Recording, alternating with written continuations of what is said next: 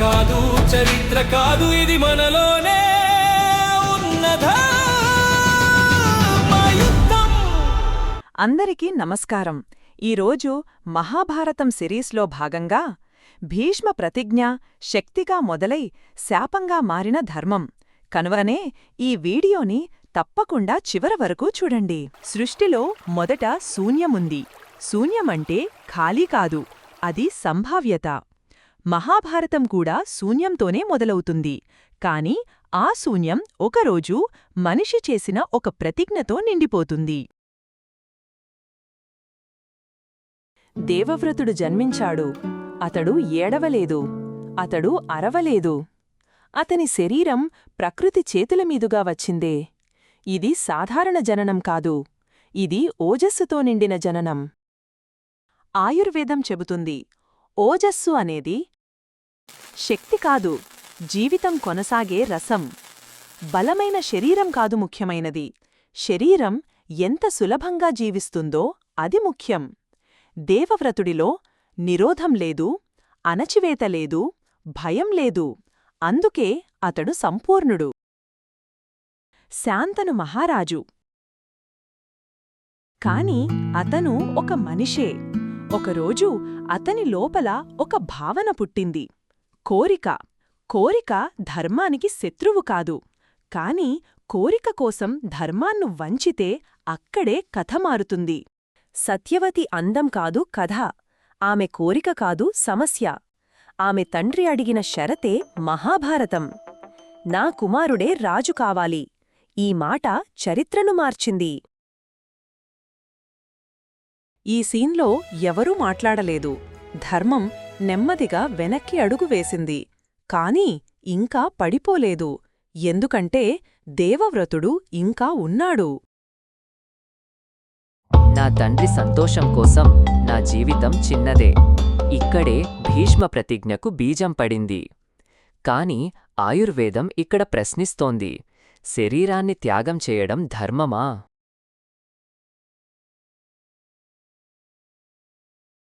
దేవవ్రతుడు సభలో నిలబడ్డాడు. అతని మాటలు ఆకాశాన్ని కంపించాయి. నేను పెళ్లి చేసుకోను, నేను వంశాన్ని కొనసాగించను. శరీరం కంపించింది, ప్రకృతి మౌనమైంది. ఆ మాటలతో దేవవ్రతుడు ముగిసిపోయాడు. భీష్ముడు పుట్టాడు. భీష్ముడు అంటే భయం పుట్టించే ప్రతిజ్ఞ. కాని ప్రశ్న ఇదే, భయం పుట్టించే ధర్మం నిజమా?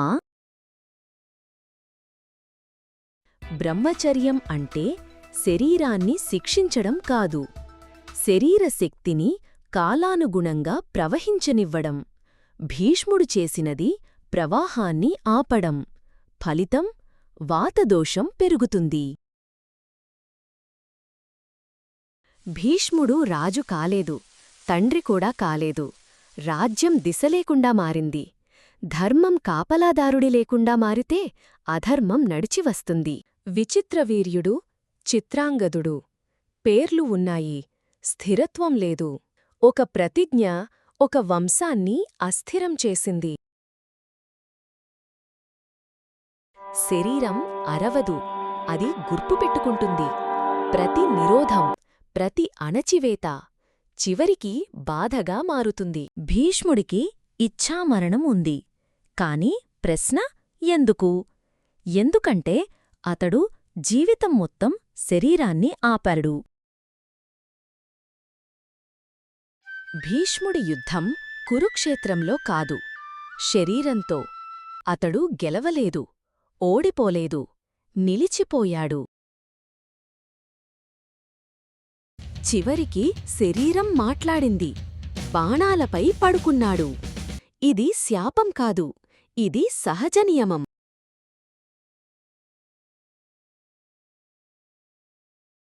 దీర్ఘాయువు లక్ష్యం కాదు, సమతుల్య జీవనం లక్ష్యం.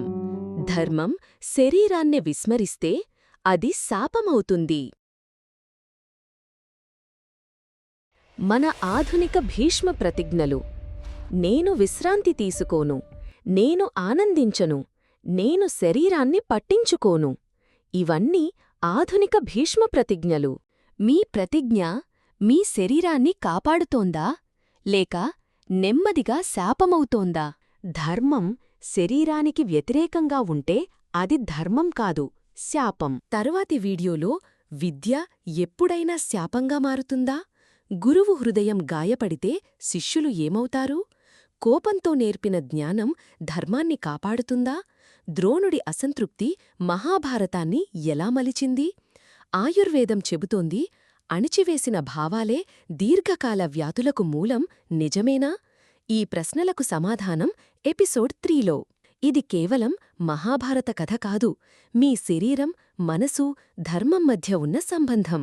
ఇలాంటి లోతైన మహాభారతం, ఆయుర్వేద జ్ఞానం, జీవన పాఠాలు మీరు మిస్ అవ్వకూడదంటే ఇప్పుడే ఎస్ఆర్ ఆయుర్శాస్త్ర ఛానల్ని సబ్స్క్రైబ్ చేయండి, బెల్ ఐకాన్ ఆన్ చేయండి, ఎందుకంటే తదుపరి ఎపిసోడ్ మీ మనసును తాకబోతోంది.